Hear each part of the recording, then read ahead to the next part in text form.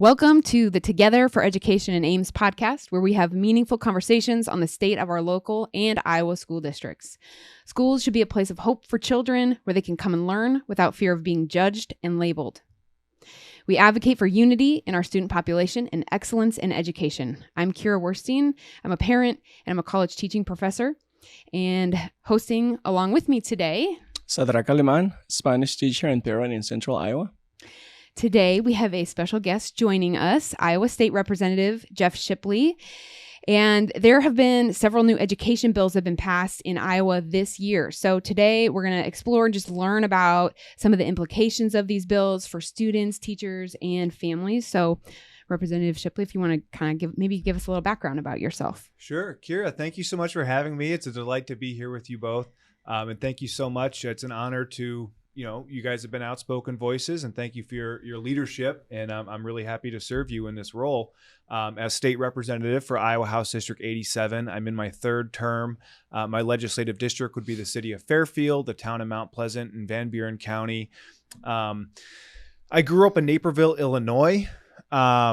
And I went to a public school there, a really great public school. My mom was on the school board. And I think one of the interesting things that we've had to comprehend is this school that I grew up with is very different than what we're seeing today. But yeah, education issues have taken a big priority in the State House. I think we've got some great legislation that I'm excited to talk about. Right. Okay. So there's a long list actually that have passed this year. And I don't think there's a lot of knowledge about the implications of them. But a lot of parents and students don't even know that these bills have passed. So the first one that the representative have been working on for several years to pass that I wanted to take a look at was the educational savings bill. And so what it sounds like is that as far as schools that are private schools, charter schools, as long as they're accredited, there is now an option for students to use some of the money, the state money, to then have an account, and then they can pay for their tuition at schools that are not public schools. Is that right? Yeah, you did a good job describing it. Basically, what it does is it opens up what they call the state cost per pupil, which is a pretty major financing mechanism. And school finance is pretty complicated, but one of the big pieces is the state cost per pupil, which roughly amounts to what the state of Iowa gives to each district that kind of follows the pupil around. So this would be the money that if a student enrolled in one district and open enrolled to another district, that $7,000, roughly $7,600 amount would follow the district. What we tweaked in law was we said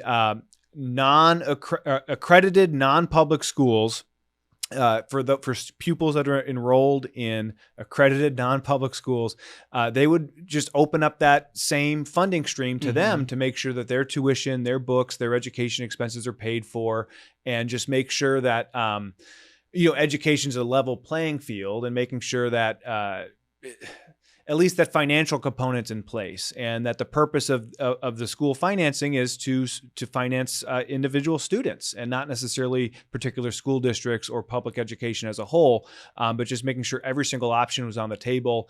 And because I spoke to a lot of parents, that the financial component was what preventing them from making a different choice. And so making sure that all else being equal, if everyone has access to the same financial resources, that they can make the best education decision to their child. And there's a lot of nuance to that too. I'll just take this opportunity to say a lot of people are kind of the next kind of distinction is there's a lot of schools in my community that I represent that would fall outside the umbrella of accredited non-public. So there's other education institutions that are maybe like K through 3 or other specialized kind of learning environments. And so there's still kind of, now, not to get too ahead of myself, the program really just came online the other day, and it's been successful. I think they're well over 10,000 applicants, and so it's working out very well. That this is serving a significant public interest, a significant public need. So we're excited to see how this works out, and hopefully things will be rolling full steam ahead by this fall for the fall semester. But yeah, it is a little bit of a game changer, and it puts Iowa among, I think, 7 states nationally that have really kind of gone forward with a program of this scale. So this is a pretty tense topic for a lot of people in education. It was party split for the votes. Is that correct? Yeah. And so I think as I'm kind of looking around at signs in people's yards and things, I see things that are challenging the philosophy. I think, the signs, public dollars belong in public schools, right? So we see that. And so I was curious, Sadrac, not all teachers and public educators have that view, but what it's sounding like it's coming down to is philosophically, are the public dollars, are they for the school or are they intended for each individual child? And that's kind of what people are grappling with. What do you see with teachers, just in general? I'm sure there's varying views, but right. I feel like as a teacher, my point of view is like, if parents think that their kids are better served somewhere else, and there's this opportunity, go for it. Like, I have a child, we homeschool her, and from my point of view, our point of view was that it will be better for us to homeschool her, because of the things that are going on in school. So I feel like this gives an opportunity to parents that have kids in school to see, okay, these things are going on in school, let's do something else, And as a teacher, I feel like if they're going to be better served somewhere else, then go there. Yeah. So that's my point of view, Yeah, as a teacher yourself, and you're not against public education. You are a public educator. Exactly. Yeah. Right. And I do enjoy doing it, but I also think that if there are other ways to better serve those kids, it's your child. I'm just the teacher. It is your child. If you think it's better over there, then go over there. Yeah. Yeah. So that's, as one educator, and it sounds like when I read those signs, public dollars belong in public schools. It sounds like, and you can maybe help me understand, the people that are opposed to this bill, they are thinking that the money is going to leave and therefore hurt the public schools. How did you? So there's a lot going on to this discussion, and there's a lot of ways to broaden the perspective against the kind of sloganeering. One, I'd say I like the phrase that Sadrac uses, just better served. When you look at public resources, the public resources are neutral. You want to make sure those dollars that are taxpayer dollars are being maximally spent, that no matter what, you're getting the best return possible on this investment, in this case, the education of the child, which includes their emotional health and well-being, in addition to parent satisfaction and social wellness and all these other criteria. You want to make sure those dollars are creating it. And so it astonishes me that if there are complaints saying, hey, we could really, really use these dollars that are already being spent, right? I mean, the money's, as far as the government's concerned, the money's already out the door no matter what. And the money's been dedicated to the education of children. So certainly this meets this criteria. I'd think the big problem I see is just limited, narrow thinking on it being kind of a zero-sum game or kind of a fixed pie. Right. When you help someone out, like when if you invest $7,600 in education and you get a maximal return of a well-educated, competent child that's socially well-adjusted, that's going to provide a really fabulous return. Whereas if you're investing that same money in a child that might need, mental health services or remedial services, or not going to contribute gainfully to the economy or get involved in juvenile delinquency. I mean, I don't know. I'm just trying to kind of paint this picture of making sure we're really getting the best out of the public investment. And when you get children in the best environment, it makes both institutions go better. So ideally, you should approach this as a win-win situation. If you have a kid that's not in a good fit in a public school environment for whatever reason, so some of the instances from my community is, a child's dyslexic and they're not satisfied with their dyslexia services, or they're not getting the support they need at an IEP, and maybe they need that extra attention. If you open up a lot more possibilities when you provide the financing. I mean, but basically, if you get that child, instead of, and again, people are very sensitive, so I don't want to phrase like a child being a burden on the school district, but in a place where they need additional resources or might be causing behavioral disruptions that affect other students. If you remove that, and it makes both things go better. I think that's the thing. This should be a win-win-win discussion. And I think you get positive outcomes for all involved when you provide that flexibility to get to make sure everyone's better served or best served. Right. So that'd be my kind of response to. So I feel like in my mind, if you just strip everything away, the philosophical part, what this is intended to achieve is that if there is a family that feels that their child would be better served in a school that's not a public school, in a private school, in a charter school, etc., this eliminates the financial barrier.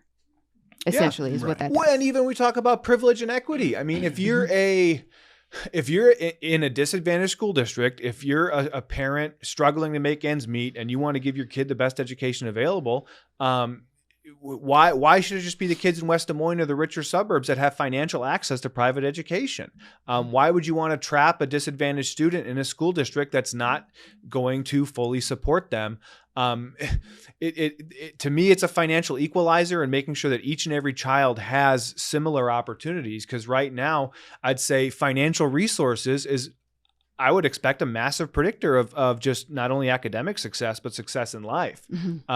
So, and I think where you've seen these programs gain the most ground, I think it was Milwaukee actually in the late 80s or so that maybe pioneered some of this stuff. Some of these programs are really, really popular in the inner city.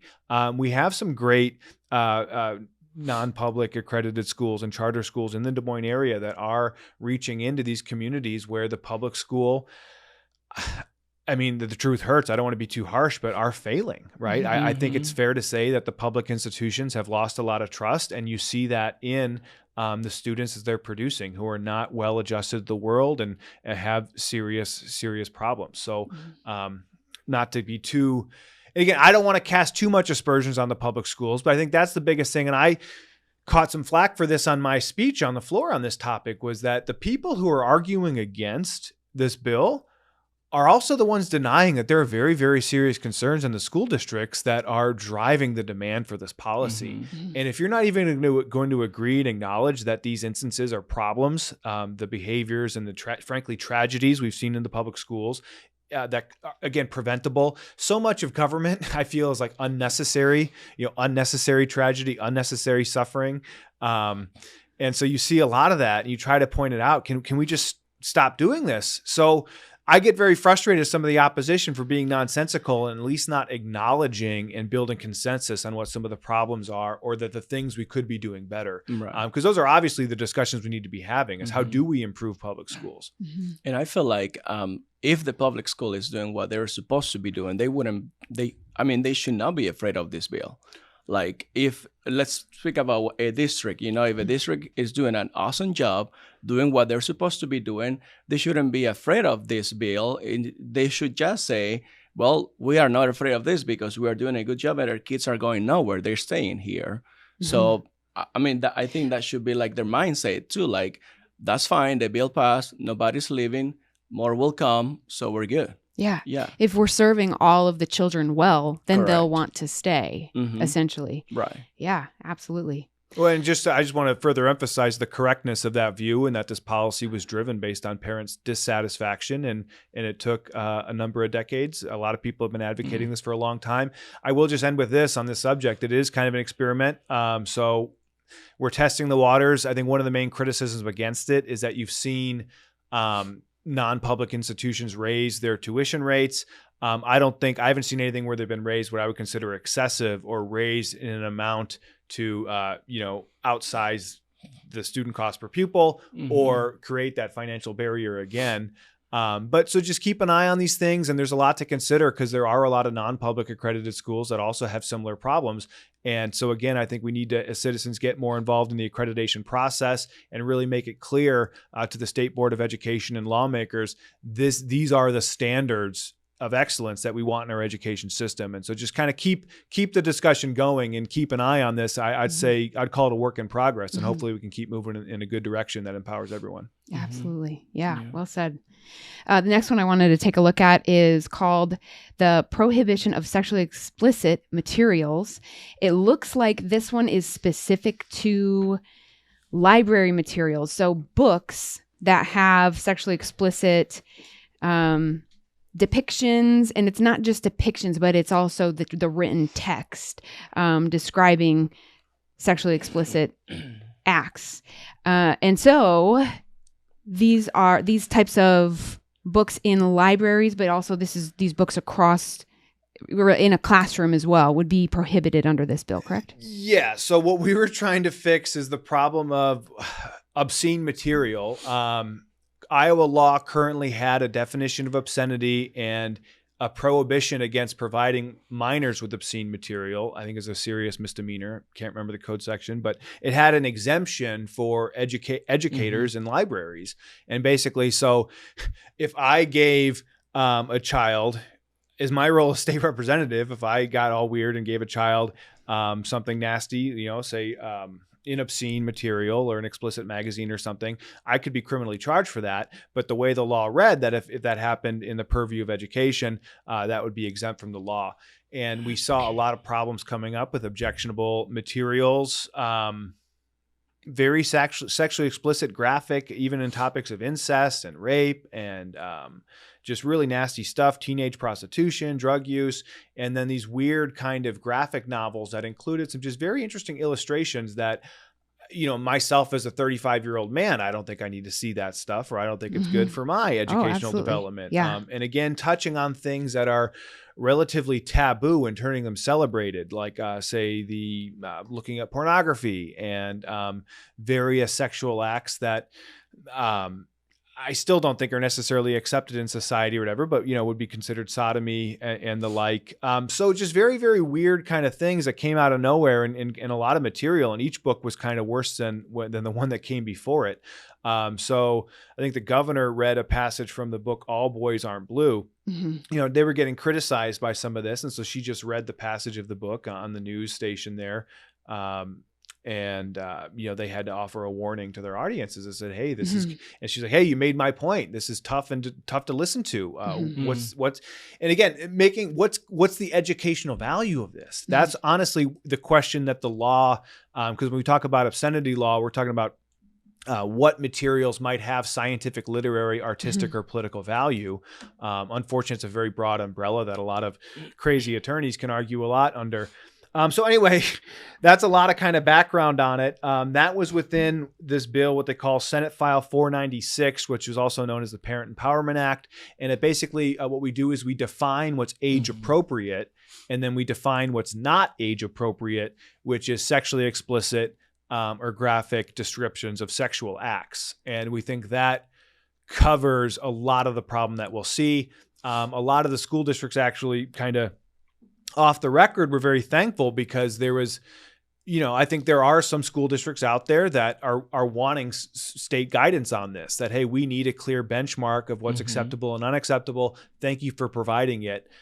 Because again, I think the people who argued against this law, it was tough to really get any straight answers out of them on terms of, hey, could you please describe the educational value of this? Why would a children...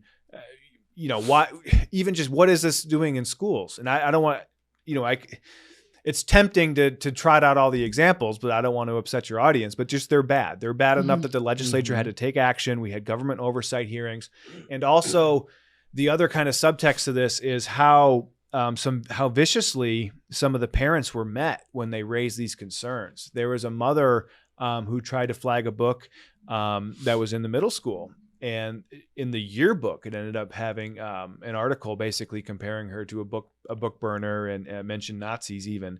So it's really, really strange, the rhetoric that's surrounding this topic, because here we're like, hey, we want literature. We want literature that supports, our children, that will make them happy and healthy. But there's not all literature is created equal, and there's smut, and obscenity is a thing. And pornography is not conducive to a child's health and well-being. And so I'm just really, really glad that so that's kind of the benchmark we hope to set on there. And we're hopeful this law will fix what we saw.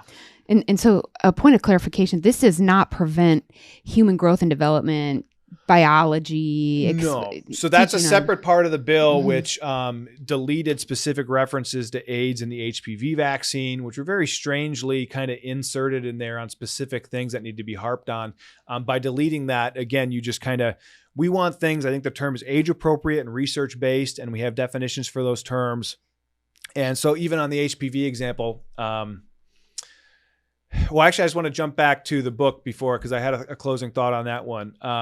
The other thing was, again, clarifying the process that was in place for a parent to, flag a book, get it reviewed, having a clear statewide kind of uniform process in place, because that was, again, part of the problem is school districts already had processes in place, but it was very weird in a lot of ways. And there was just a lot of, it just clearly wasn't working. So we clarified that as well, making sure that parents, again, are the driving force in curating the school's libraries. Mm-hmm. So that's kind of an important component of that, because ultimately the problem is the source of this is, as we found out, these school librarians, I mean, they're required to have a master's degree in law, which is another thing we need to delete.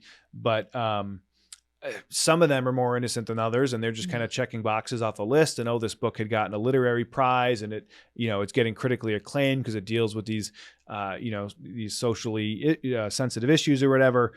So basically, these strange books are coming from these catalogs that are sent from these national library associations, and that's how they end up in the schools.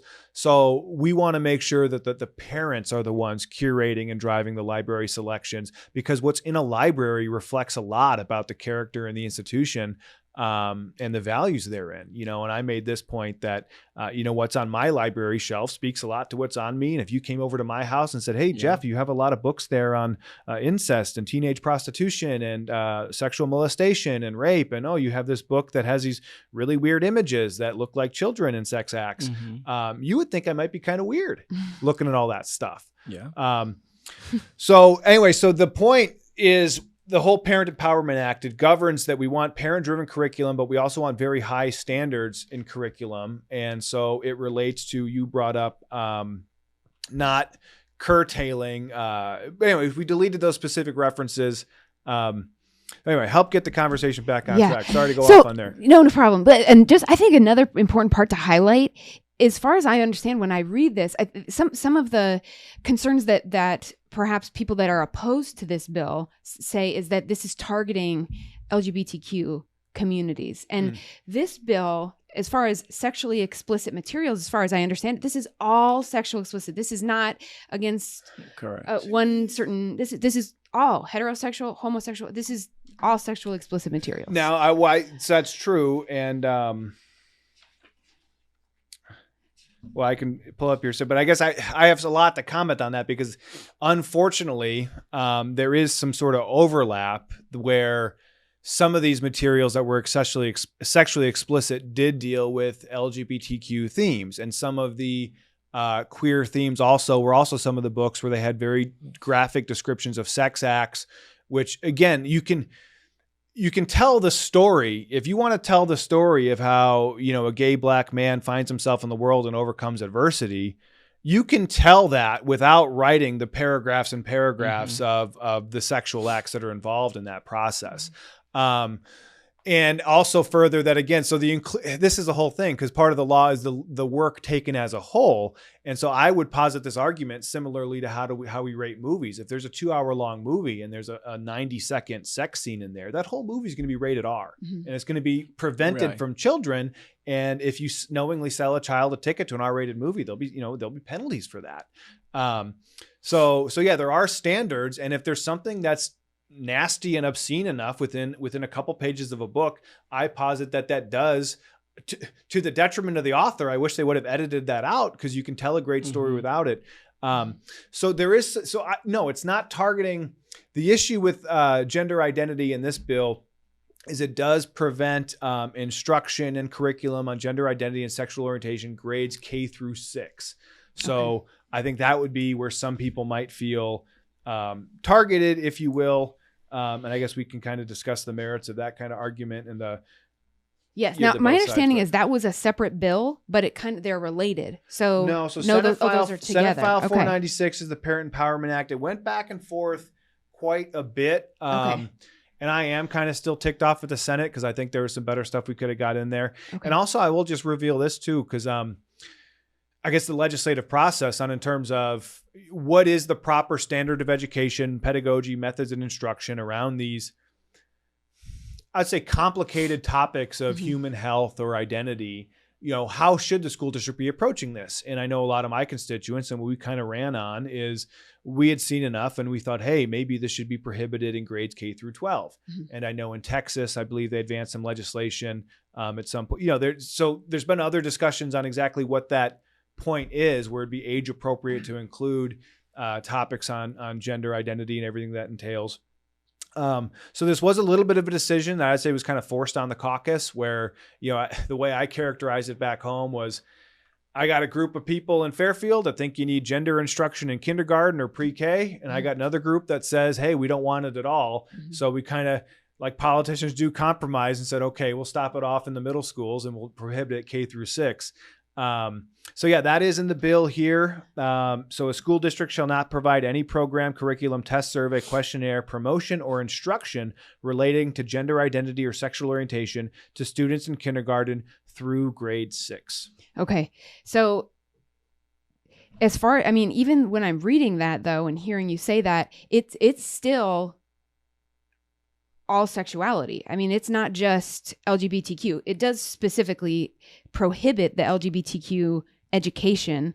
But as far as the surveying goes of children about their sexuality, you cannot survey a child on their sexuality. It prevents what would fall under the social emotional learning. Bill? Okay. Yeah. Right? So that's a different part of the bill then. Yeah. I believe you are correct on that. That's a more finessed detail in there. So the other part that we were trying to empower parents on was this issue of student surveys, often in the name of social emotional learning, that were being administered by third-party providers. And we didn't really know what the point of this was. And parents were being left in the dark. And I think we even had parents being told that, oh, that's a proprietary knowledge of this third-party vendor. And so it was just a very, very shady environment. And from, first sniff, it seems like someone was setting up our children to be data mined by some other entity. Panorama is the survey that's used what do you know about district. them? So, all I know is the questions in the survey. So I don't know anything about the mission of the organization or what their aims are, but the questions ask students, and there's different versions that you can get from the organizations, different versions of the survey itself, but they ask the student about their sexuality, which that can even provoke. It's called a priming effect. If I'm drawing on my psychology background, right? Asking the question, we're provoking and thoughts that perhaps may not have been there originally. Well, and some people will even we even had this discussion on asking a child if they've even thought about suicide. Could that elicit that same kind of priming? Hey, I never really thought about that before, but since you asked the question, should I be thinking about this? Is this So that's a great thing. I think that we need to consider. Yeah, absolutely. And I think what this bill, as I see it, and as an educator myself, I have been trained in what is the scope of my practice. I'm an educator. I am not a clinical psychologist. I'm not a primary care physician. So you're not a licensed mental health worker. No. Not a licensed therapist. No. And I am an educational psychologist, but that's also why I know what I can do and what I can't do. Are you trained in coaching students through gender identity issues? I am not. Right. So no. So I appreciate you bringing up scope of practice, because that was something that I think we do need to hone in on, especially when you have school boards enacting policies where you say, okay, we have to do X, Y, and Z. X, Y, and Z being calling the student whenever they want, using whatever restrooms they want, and keeping secrets from their parents. We're doing all of these things in connection with a health outcome of reducing suicidal ideation or alleviating depression, anxiety, whatever it is. So they are practicing mental health. They're doing so without any sort of formal mental health evaluation, which was another interesting issue that did come up on our campaign trail back home with the local physician. If you think a gender a transgender child needs a mental health evaluation, that's just further stigmatizing them. It's like, well, wait a minute. If you don't have a baseline examination of the child, how do you know these interventions are improving? You're changing very intimate details of their life on a very personal level. And you're doing so without any sort of medical oversight whatsoever. And this was a pediatrician saying this. Now, again, that goes into they're just unfortunately, copy and pasting whatever the American Academy of Pediatrics have been saying, but the same mentality. And I did have this because it is the school counselors, which have been a source of a lot of different problems. We can get into the Board of Education Examiners reform, which dealt with some of the, I don't want to be too harsh, but I don't know any other words, heinous type of behaviors that we've seen that are completely unbecoming and deserve criminal penalties that have not been, in the past, have not been getting properly investigated and adjudicated. That's the problem we're trying to solve. So yeah, there's a lot to go down that road of scope of practice. I just wanted to finish out on that survey thing. So again, part of that bill, which is in the Parental Empowerment Act, Senate File 496, is so the student surveys, there'd be parental notification, the parent would have to consent, and there'd be full transparency on what is being collected and how that data is being used. So, and hopefully that's rigorous enough, because I mean, the idea of, again, that we're because again, it's all public schools, right? I mean, the public money's for public schools, and therefore this should all be for the public good. Yet here you're crafting these systems where there'll be these third-party private operators data mining children, and to make them mold them into the consumers of So it's I don't want to get too dark, but a lot of this stuff gets pretty dark pretty quick. And what they do, what they call it is, we are educating the whole child. And so that's just like, that sounds lovely, but we've got to put on the brakes real quick and say, well, what are you qualified to do? And what is your actual role? You're qualified and trained to be an educator, not a primary care physician, not a mental health expert. And so that's why we need to, it's like we need to reel it back in. Yeah. Well, yeah, I guess just to continue that thread, ultimately, I think the questions we need to answer as a state and as a community, and why I think you're well suited to do this, is we're dealing with the formation of identity. I mean, as we talk about, certainly the idea of the child's going to be one gender identity at school and have a completely different identity at home.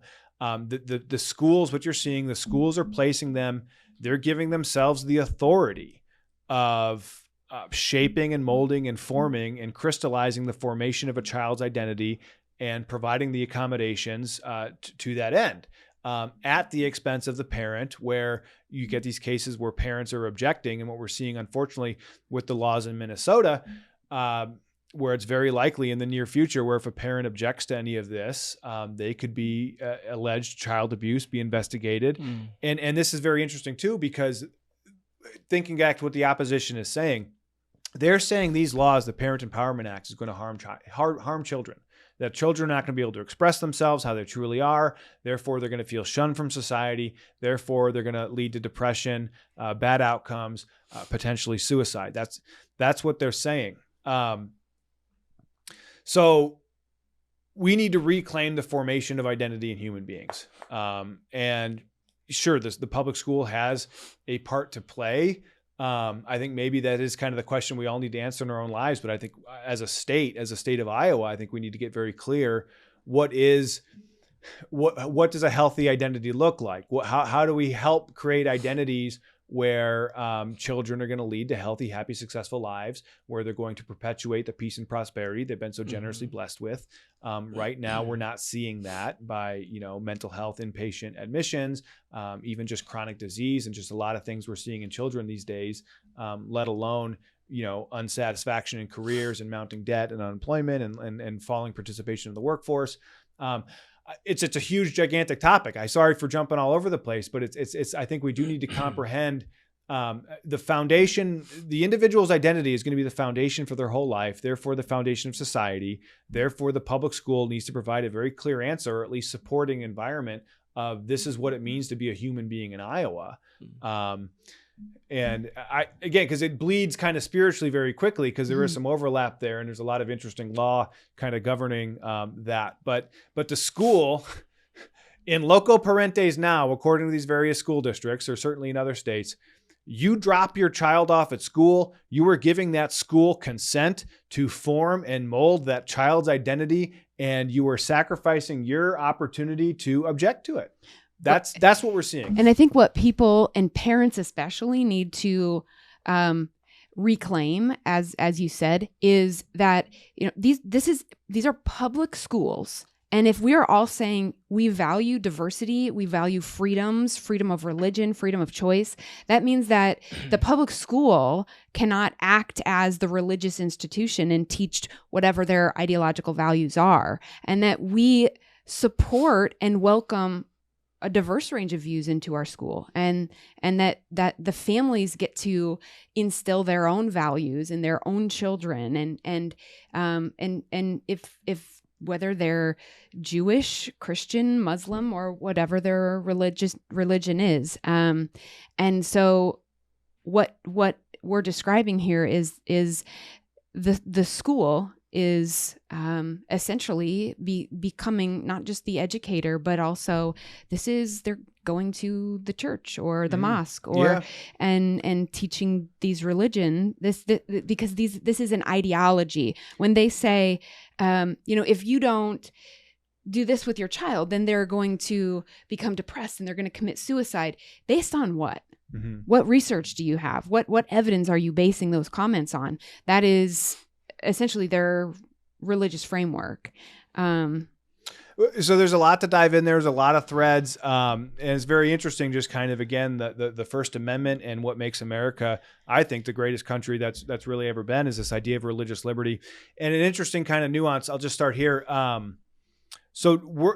The state of Iowa would be unconstitutional. We cannot prevent a student from expressing themselves as long as their expression is not harming anyone else, which, going back to the obscene material point, one of the questions was, what would you do if a student expressed themselves by printing that obscene thing on a shirt or something and displayed that in a class? And that was an interesting legal question that kind of revealed, well, it is obscene, so we'd have to stop that. But apart from obscenity and any sort of expression that is disruptive or violative of someone else's life or liberty, students have a fundamental right to free expression. So I'm not saying a student has every right to express their gender, whatever that word means, however they wish, but it is in that child's best interest that they do so with their parental supervision. And it is in the public's best interest that the public schools tell the truth as a matter of policy and do not lie as a matter of policy. Mm-hmm. To your point about the institution of these belief systems. So, one way we think about religion is a structure of sincerely held beliefs that give rise to duty of conscience. And in a lot of ways, when you see this, the term that they're using is this woke ideology or whatever. It certainly meets that kind of description when you talk about, you have to do, it's your moral obligation to fight climate change or to be anti-racist. And you can't have an honest disagreement about it. It makes you a bad person morally. Then you're definitely in that territory of, you have the state enforcing a very strict structure of beliefs that are giving rise to duties of conscience. The duty of conscience would be perpetuating the state or, whatever those other, woke pursuits are. So it's just a very, very interesting territory we're entering in. And these bills are hopefully meant, I think, address some of the symptoms and hopefully put some brakes on some of these things to just give, and I do want to talk about how we kind of got in this situation too, which is and that'll be coming up. But I think before we kind of head that direction, what I'm sure you often hear and I hear as well, is this cannot be happening, because when our generation was in school, these things were not happening. Right. Schools were a place of academia. We learned math, reading. Well, let me just share. So the only time I was exposed to anything that would have been close to transgenderism, I took a sociology elective my senior year, and we had a transsexual visit the classroom. And it was encouraged, ask this person anything you want. There wasn't really, it was the opposite. The teacher made it opposite. Don't walk on eggshells, really find out what's going on. But again, that was only one exposure, and it wasn't normalized. It wasn't taught to me as a child. This is something I need to consider. So yeah, we've come a long way from that. And I think it's very, very important that even our own educational careers, and we talk to others, ask, did you have this growing up? And did you need this to go to college to learn these things? And so to speak to, my generation and, that things have changed and that this is happening in the schools. I think I would love to just draw in Sadrac for a minute. You experienced it personally. We kind of went through it extensively on episode 1, but this was the middle of Black Lives Matter Week of Action when you were teaching in the Ames School District, and there was the transgender day where teachers were supposed to teach on these topics, and you made a comment on your Facebook that was, you were happy that there were some teachers who were brave enough actually not to teach the content. And then the very next day, instantly you were pulled in, and just kind of walk us through, remind how that conversation went. Yeah, I think it was the same day, actually. I got a text or a call or something. And the next day I was teaching, and they called me to a meeting. I was like, I'm teaching right now. So maybe after, and they right away told me to delete my post, like absolutely delete it. And I'm like, no, I'm not doing it. Because like I told them, this is my Facebook. I didn't say the school. I didn't say the district. I said, I am happy. And like with the principal at that time and a charity director, I told him, this is my Facebook. This is my idea. I'm saying, I am happy. And I told him several times, I am, Sadrac is happy to hear those things.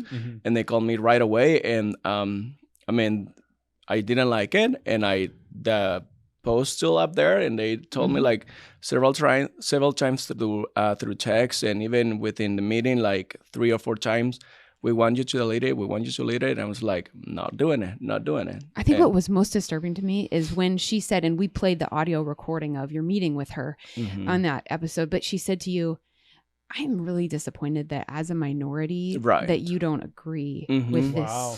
Right. And I mean, I said it on the podcast too, like, am I supposed to, like, just because? And like they said minority, I don't consider myself a minority, like, to be honest, but that's, what the U.S. have defined as minority.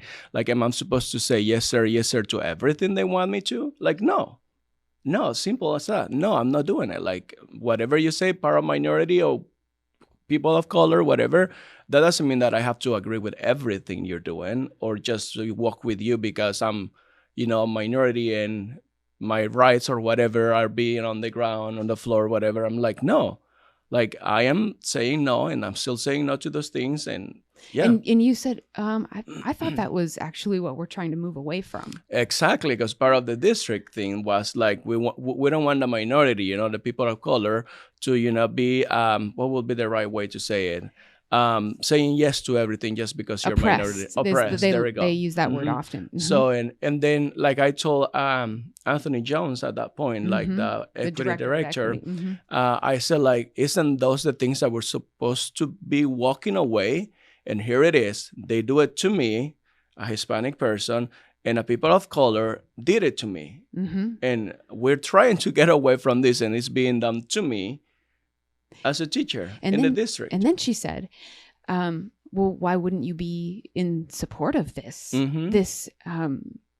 this mission? This is a district directive. Right. And you said that it's just not a part of your belief system. Right. I'm not going to follow it. I'm not going to say yes to this just because I'm in the district, and that's why I resigned. Yeah. Well, and then I remember specifically she said, well, if those are your beliefs, you need to leave your beliefs at the door. Correct. Yeah. Wow.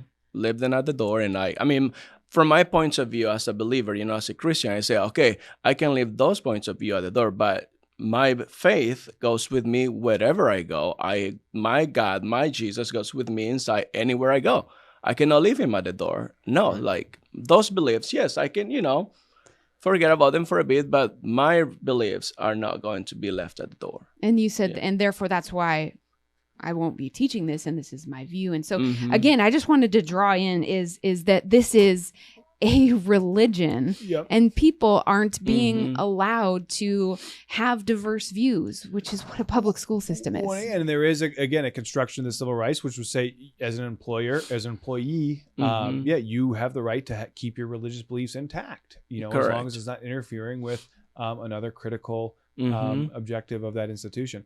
So, thank you for your bravery, and thank you for just being, true to yourself. Because what a wonderful example to set for children. Those are the teachers we need. The people who believe in something enough to, have courage. I mean, that's so. I just know. So the AIM school. I was just coming back to me with the AIM school district when they came in for a government oversight hearing in 2021, and they were very, I think, kind of flamboyant and arrogant. And very proud, and they did not conduct themselves, I don't think very professionally. And it just goes to show you, I mean, it's perfectly said that, hey, people are being oppressed, in the name of these equity programs. Right. So before we move on, I just a question for you. So if this is going on in school still, or something might come up, I don't know in what way or manner, but what should parents do if they see books coming into the school? So if you document it, what you want to do is you want to submit a complaint to the Board of Education Examiners. And if it's a grounded complaint, then there is now a clear process in place that will result in disciplinary action. I think the first is there is a warning letter, but if it's done again, then the board will take disciplinary action, and there's hearings involved. So the Board of Education Examiners is the body that's meant to oversee, because again, you can't just teach in Iowa. You need to be licensed, right? You can't just open up a school in Iowa and get these public funds. You need to be accredited. You have a charter that's approved by the department and all these things. So that's currently the process in place, is the Board of Education Examiners. Thankfully, we did have a couple of citizens take complaints all the way through the Board of Education Examiners and the state board as well. It's very, very important that we do exhaust those legal resources, those legal options for remedy, because it gives lawmakers a very clear idea of how do we hopefully fix the system and alleviate these pressures. Clearly document everything, and then reach out to the Board of Education Examiners. If you need help with that, reach out to your local representative or senator. We should be standing by, ready to assist you in the processing of that complaint. Right. And do you think that this will eventually or maybe move into public libraries, or that will be a conflict? I think it's already there. And that's actually another kind of area that is slightly difficult to govern, at least from a state perspective. But yeah, I'd say the public libraries do have a lot of these materials, which is what's so absurd, is the idea that we're banning books. Is no, we're curating public school libraries. If you want to buy one of these books on Amazon or at Barnes & Noble, or have your local library carry it, the state, there's not a whole lot we can necessarily do to prevent that. But again, I'd say the current law would say you should not be distributing that to minors if it is obscene. So that's another kind of area. Thankfully, that has not been a source of as much problem, but definitely keep an eye on it. And if need be, we'll have to see what laws could alleviate that as well. Okay. Yeah, thank you. Our next bill I was curious to hear some more about is the bathroom bill. That was passed. That was the name of it. Yeah, that summarizes it pretty good. Okay. And so what it appears is that, and I get all in my head when talking about these topics, because I don't even know which words to use that will be less offensive to folks, because people get very, use the wrong word. But essentially, a biological male must go into the men's, or cannot go into the women's bathroom, vice versa. The way the law reads is you have to use the restroom that aligns with what was on your birth certificate. Okay. And you got to give your official birth certificate, when you enroll the school district, so they have a copy or a record of that or whatever. And then the accommodation, if there is a gender fluid person that doesn't feel comfortable in the restroom, then they're directed to accommodate them in, a unisex or a single space facility, that their dignity and privacy can be protected. But also, so that's what the law says. Okay. So there must be solutions for people who don't identify with either, or who don't identify with the what's on their birth certificate, and using that restroom. There maybe like a single stall. Would that be? Yeah. So that's in the bill. That's the accommodation. So this is what's so interesting, because when this issue first came up in Fairfield in 2016, that was what a lot of the members of the public thought. Well, obviously we want to protect the dignity of these kids, give them their own single space, find a area, the teacher's restroom or whatever, make sure they have what they need. But unfortunately, the activists were insisting that their civil right would necessarily allow them access to the restroom, which aligns with their professed gender, which was also very problematic because you had children that were gender fluid and they want to be this gender this week and another gender this week, and it'd be using whichever restroom they please based on their current identity. So, it was causing problems. There were at least a handful of issues where students were voicing complaints and didn't quite know what to do about it, which is going back to your previous question. When something wrong is happening, when something's going on in your life and this is not right, I need to make a stand, making sure citizens have whatever tools they need to elevate that complaint forward is very important. And imagine being, a 15 or a 16-year-old girl and having an individual who's making you uncomfortable in the restroom. And if you want to report it to someone at the school, they don't take your concern seriously. Imagine that kind of psychological problem.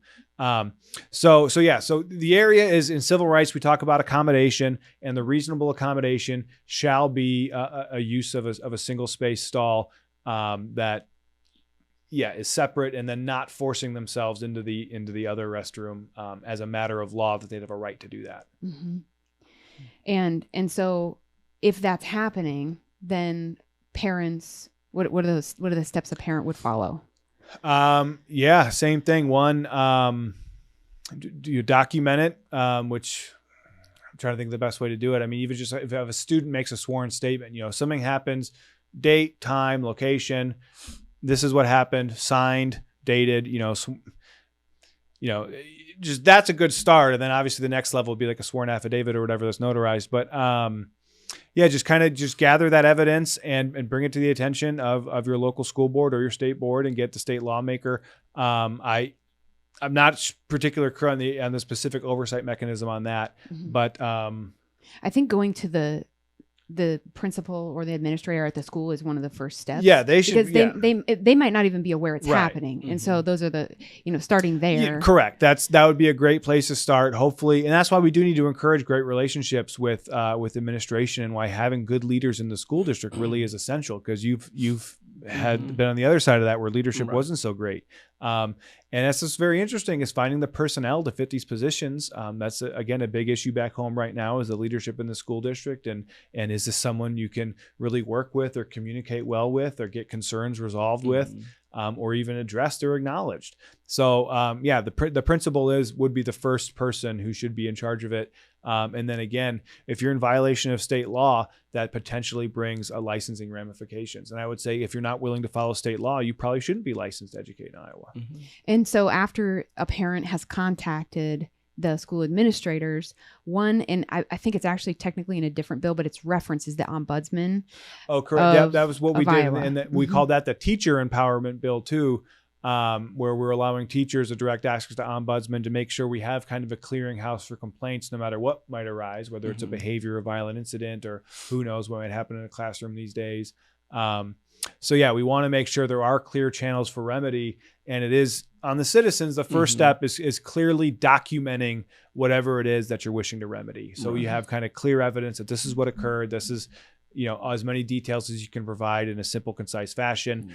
Make sure you're in touch with your local administrators, and I would say make sure you're getting these relationships with your state representatives and state senators, because ultimately we're the lawmakers, and we're the ones who are also beholden to the people and need to be held accountable for these issues, and should be able to ensure the Department of Education and the state board is doing what they need to do to ensure high quality education for everyone. And when you say documenting these events that occur, I think that one way of documenting that is often overlooked by parents and students and just people in general is recording conversations. So Iowa is a one consent state, and so when you go to an administrator, it's perfectly lawful to record, as long as there has to be one person in the conversation that is aware. So I couldn't, plant something. Right. And as long as you don't have any illegal intent with the recording, but truly to just have a record of the conversation. that is a great way to document. And it's an important suggestion. And it's, again, these tools that citizens need to have to be fully empowered and ensure that they have their place at the table, because we're all just asserting our legal rights to the best extent we can. And that is foundational. Right. Now, I like all of the questions you're asking as a parent, in the district too, because this will be heard from other parents. And that's one of the ideas that we have to make the podcast too. Like, there are a lot of parents that don't know about those bills. Mm-hmm. And by you asking those questions, it's going to be very beneficial to them. And I encourage parents to talk to their kids and, mm-hmm. Make the kids the spice in the school. Like, if you see anything in the bathroom, let me know. Mm-hmm. Or talk to a teacher, or talk to the principal. Right. And especially elementary, which this actually is both with the bathroom bill, but also leads me into the classroom violence bill, the teacher empowerment bill that I'm mm-hmm. curious to ask about next. But my children are all in elementary still, and they don't know, they're young children, they don't know what's normal. Correct. And so mm-hmm. having these conversations about, I learned from one of my kids a couple years ago that it was a regular thing to evacuate the classroom. And that was never something I experienced in my K-12 mm-hmm. Education. So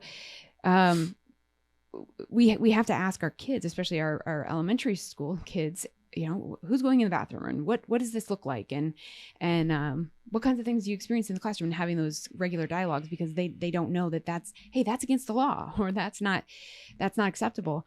And so specifically then about the classroom mm-hmm. violence bill, and I've heard it called classroom violence, the teacher empowerment bill. That one specifically sounds like there are these classroom evacuations. Teachers are in this position where there are kids with needs, they're dysregulated, they're destroying a classroom, they're being violent. I have a friend who's a teacher that was kicked in the face and broke her jaw. I mean, there's just all kinds of stories. And examples, but so sometimes children are, since teachers can't physically pick up a child, and mm-hmm. And I understand why those policies are in place as well, but then they're left to destroy the classroom while the remaining students have to leave, and then they miss out on opportunity for education. I saw that many times. Yeah. Right. And so what it sounds like is that this bill, if there is a student who has needs that they're not having met in the classroom, then and they're behaving in these ways, then they the teacher now, instead of kind of undergoing this continuous pattern of either violence or classroom destruction, there are steps in place that administrators have to follow a specific course of action with discipline with the student. Correct. So this is quite, this is a big topic, and there's a lot of threads to this one as well. I'd say, in general, the main problem that we were trying to solve, the complaint we were getting, and this is, I guess, a complaint that, goes back to my 5 years in office. I remember hearing about this back in 2019, about educators leaving the profession because of this specific issue, is a teacher who would discipline or try to enforce discipline in a classroom only to be undermined by an administrator and not feel properly supported and not feel properly empowered to even protect themselves. As you said, there have been very, very unfortunate incidents of students acting violently and targeting, the teacher with that, or even, and Fairfield's had some of the worst examples of that. And even violent threats is something teachers are having to put up with now, because unfortunately, violence in school is a very, very sad and dismal part of our culture that somehow, has really permeated. So long story short, it's providing a very clear kind of remedy that students, shall be suspended for a period of 5 days. They shall be expelled. Teachers do have immunity in dealing with these situations. And they have that ombudsman line, open, that if they have complaints and things that they feel need to be elevated quickly, they can hopefully get their voices heard in a very quick fashion to resolve whatever the issues in the classroom. The whole challenges of children's behaviors, to me, is a little bit difficult to comprehend on whether, I'm guessing it's both, but I think what we're seeing is a combination of children, for whatever reason, just having a lot more erratic behaviors, and even just the neurodivergent or neurological kind of issues that children are having that prevent them from being able to concentrate or sit still. So I think we are just seeing more chronic illness and behavioral illness and mental illness among children. And then at the same time, kind of our standards of behavior, our standards of enforcement have also relaxed to where, again, children are not being properly remedied or punished for, again, I think the most egregious example of what we've heard is, oh, well, that's a Black or disadvantaged student, and therefore they can't be punished because that'll only put them further behind. So we're going to have to tolerate their disruptions to the class and all the other students. So that's in general, a nice thumbprint of, I guess, what we're kind of talking about in that bill. Yeah. Mm-hmm. And so how are teachers feeling about, are teachers aware of this bill passing? And I don't know. Oh, I have no idea. I haven't heard, anything. It's gotten less attention. I know that much. Mm-hmm. Right. But it will be good for teachers to know this now because like I said, I've seen it before, and it's sad to see how the classroom gets destroyed. And not so much the classroom, but the students are interrupted in their education because they have to, I will use the word escape. Right. Like it shouldn't happen. Like I remember I'm not original from the US, I'm from Nicaragua. And if a student was misbehaving, I will take the student outside and I will say, if you don't want to learn, I have a whole class in here that wants to learn. So you stay here. And when you want to come in and learn, then you can come in. But, you take the child outside and not the whole classroom and interrupt your whole teaching going on. Yeah. Mm-hmm. So the classroom clear issue was something that came up in 2019. And then we discussed it as an education committee in 2020.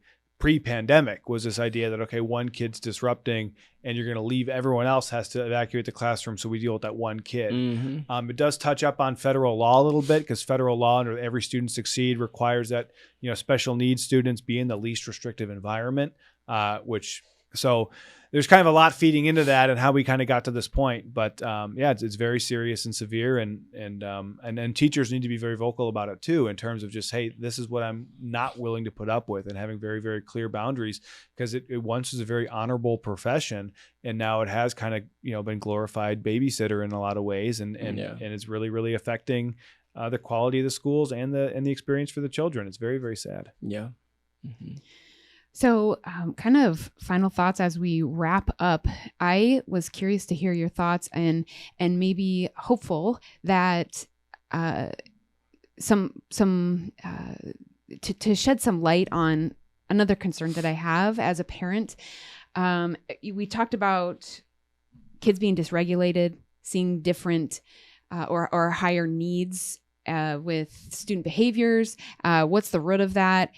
I mean, I think we could be here for a long time talking about all the potential influences on behavior and why students. One thing that I speculate is I think that screens today have a part of that influence on kids and their behavior and need for stimulation. They're getting a lot of screens outside of school, and then they're getting a lot of screens inside of school as well.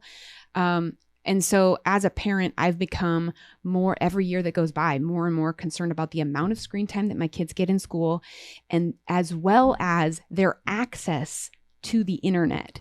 And so I don't know, my kids are in one school district. I don't know if this varies by district, but our district does a poor job of preventing kids from going on websites that could be harmful. The kinds of things that my kids come home and say that they have learned about, they're able to download songs. And I'm like, what are you downloading songs in school? Aren't you learning something? You're sitting and listening to Spotify. What's happening? And so I saw that at the state level, I'm not sure exactly what agency has ordered this, but there's going to be an investigation about how much exactly screen time kids are getting in school. I was really encouraged to see that. I don't know that any of us can actually put a finger on it. It's like they're getting this much, but I certainly think that it is. We all know that excessive screen time is not healthy for children. Anybody that's taken their kid to a well child visit with a pediatrician, every time it's less than 2 hours per day of screen time. And so I speculate that they're getting more than that, even in the school. And then most kids are getting hours and hours outside of school as well.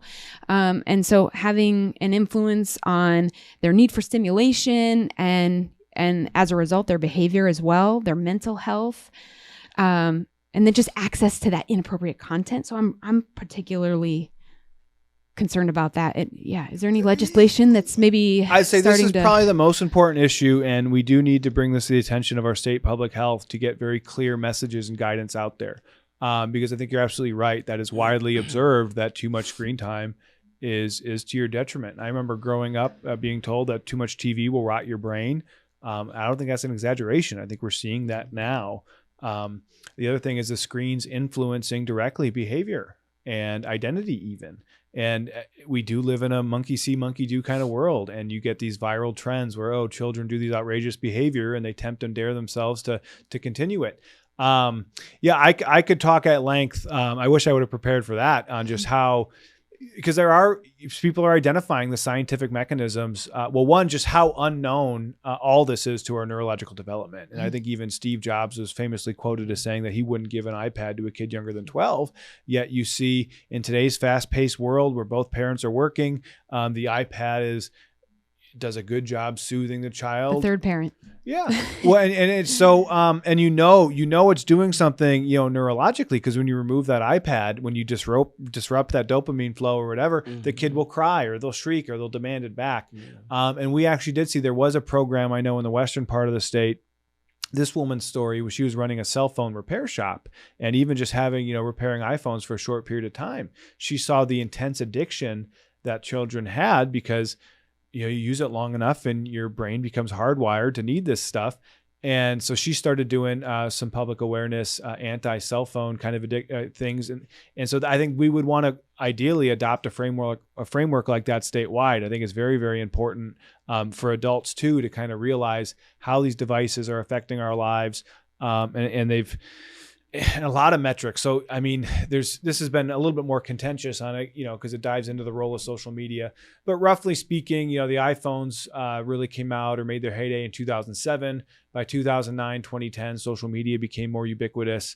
And you started seeing, this trend of people kind of staring into their phone and walking around in a daze. A lot of interesting things about this. One, a lot of people point to that 2010 kind of time frame of when the mental health of children measured in a lot of ways, but just inpatient, mental health referrals is one key metric they'll talk about, started steadily climbing after that date. Another thing you'll see in certain kids, they already have skeletal malformations, from staring down so long.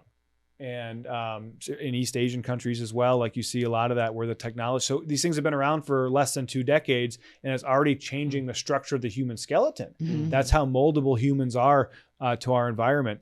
And then even just being in excess, the use of the device at night and just natural light versus the artificial light seems to have a disruptive effect on your circadian rhythms and your endocrine systems, which could potentially, throw your body out of balance quite a bit. And so the epidemic of anxiety that we're seeing, is that because too many kids are flipping on Instagram late at night? And I take this a little bit personal because it's interesting now looking back. I used to have to go to bed watching TV. And I think that was kind of a mistake. And now I can kind of trace if I have problems going to sleep or things like that. I think it's because I spent a lot of time in my formative years, ages 14, on up, just with that TV always on and having that blue light in the bedroom while I'm trying to sleep.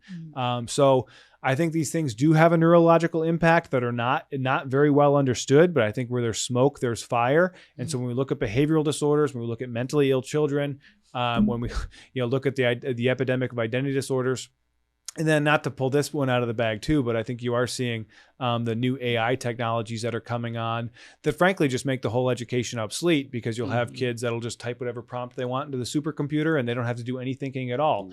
So, and this goes back to even, I remember when I was in school, why do we have to learn math? And teachers would say, oh, well, you wouldn't always have a calculator on you. And we do live in a world where your calculator is basically on your person or nearby at all times. So it's just very, very interesting that, yes, technology is going to have a massive disruptive influence. I'd be very, very cautious on its impact on human health. And I think my kind of guideline would be, however many hours that you're in front of the screen, whether it's a TV, a computer, a laptop, whatever it is, iPhone, iPad, have at least that many hours outside in the sun, running around, doing some sort of physical exercise in natural sunlight and fresh air. That would be, if I was the public health person, I would at least say that. So thank you for the opportunity to expound on that. It's a subject I'm very passionate about. Yeah. Awesome. Well, I'm happy to hear that. And I hope that continues to be at the front of the minds of So the one, legislators. as far as the legislative discussion, one thing we did talk about was teenage social media use and requiring parental. I'm trying to It remember just exactly how passed the in bill. Montana, I believe. Was it Montana? It was a western state, There's a northwestern state that requires parental consent in order to use social media. yeah, Mhm. and I Might have been Utah. need to get better acquainted with that too. I think the complaint against that was, how people were concerned how social media would verify. You would have to upload a state ID or something with your birthday to prove that you're over 18 to use the service. The other important thing we've seen in other states that I hope we could replicate in Iowa is requiring you to prove you're 18 before you can look at pornography, or prove you're 21 to look at pornography. And it's been interesting because I think that's taken a huge hit in the states that have done that. There's been an interesting response where I think that would be an effective way to really, again, just clean up, have standards of decency in society. I think that's where what we're seeing It's is protecting our children from things that harm them. and making it very clear, because I think the problem with this conversation is that a lot of adults engage in these behaviors too. So it's hard, adults. So it's just tough that, we need to set a very clear vision of what's happy and healthy for our children. But I think as adults too, we need to look at some of these behaviors that we're enabling that are, Yes. But I think that the difference is that adults have a fully developed prefrontal cortex where they can, and so that's why we allow adults to say, hey, you're going to trade one thing for another. Yeah, maybe you're going to engage in this. It's going to have harmful effects. And if that's what you want to do to your life, then that's your choice. But kids don't have that ability to understand the long-term consequences of engaging in whether it's drugs or pornography or how it's going to hurt them in the long term. And so we're trying to protect children from themselves. Children are particularly vulnerable to any of these influences, which is so weird why children seem to be being targeted by a lot of these things, and why the schools seem to be kind of ground zero for what's acceptable, what's decent, what are the standards on what children should and should not be exposed to. And so hopefully the way I view it in Iowa is I think we've done a good job kind of addressing some of the symptoms for the time being. Obviously, we'll see how the other side kind of responds, what kind of sneaky things they'll do. We saw it with the critical race theory ban too. We'll just call it something else. We'll get it around it this way or that way, trying their best to flaunt the law. So yeah, it's on us to just keep at it, make sure these laws are doing what they need to do. And then hopefully we can get more to the root of what's really driving this and causing kind of all these problems. Cause it's been a decades long problem. It's been growing for a long time where, as a society, we've kind of abdicated our responsibility over the generations in a lot of different ways. And so it's like, so even for the school, it's really no fault of their own. They're in a position where they do provide a lot of needs. And there are children where, the only meals or the warm clothes they're getting is from that school district. So, so there are some big problems that need to be addressed and some real harsh truths that we all have to reckon with on how we got here. And because that's what we're going to need to figure out how to move forward. Sadrac, did you have any other questions for Representative? No. Do you have anything to kind of wrap up our? I mean, this has been a great discussion. I hope we've done these subjects justice. There's a lot there. I guess I'm glad I was able to kind of rant a little bit about the screen time and then obviously the formation of identity, which I think is just so essential to human health. There's a lot more discussions here. Just thank you guys for being leaders in the discussion. Thank you for, putting your money where your mouth is and actually practicing what you preach, because these are the virtues and the attitudes and the discussions we need. Because honestly, I don't know how else to say it. I mean, we need your help to guide the state. So, everyone in this room and everyone who's watching at home, this is an ongoing discussion, and we all need to find a way to find our voice and make it very clear what we want from our state, and maybe more clear what we don't want, and just continuing to grow each and every school year. Correct. Absolutely. Thanks so much. Hey, you bet. My pleasure. Yeah.